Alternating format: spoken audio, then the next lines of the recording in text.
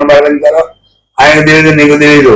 ఈ వాడి 10 సంవత్సరాలు వచ్చి నీతి నిజాయితీగా పనిచేసా ఎవరన్నా ఏ కార్యకర్త అయినా సరే ఎప్పుడైనా వెంకటేశ్వరరావు తప్పు చేశాడని నువ్వు రుజువు చేయగలవా? ఇవాళ నా గురించి నువ్వు మాట్లాడుతున్నావు. నువ్వు వచ్చి నిన్న మొన్న వచ్చి ఇవాళ నా గురించి నువ్వు మాట్లాడతావా? ఏమనుకుంటున్నావు? జాగ్రత్తగా మాట్లాడండి. నా కార్యకర్తలు దొరికొస్తే రేపు పొద్దున్న నేను ఇంటి ముందే టెంటేస్తా, అంతేగా నేను వదిలిపెట్టే కూర్చోలేదు. లేదు ఏదో ఇండిపెండెంట్ గా పోటీ చేశాడు, వాళ్ళ డబ్బులు వీళ్ళ డబ్బులు అంటున్నావు. ఇప్పటివరకు నేను 6 సార్లు పోటీ చేశా, ఛాలెంజ్ చేస్తున్నా. ఎవరి దగ్గర ₹1 తప్పు చేసినట్టుగా ఉంటే దేనికైనా సిద్ధం, నువ్వు రుజువు చేయగలవా? అలాగని ఈ పనులలో బల మీ ఇంటి మీద పులుసు పారసాలని అనుకుంటున్నా.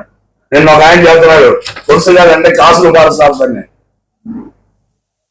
ఏంటి నీ చరిత్ర నా చరిత్ర గురించి మాట్లాడుతున్నావు?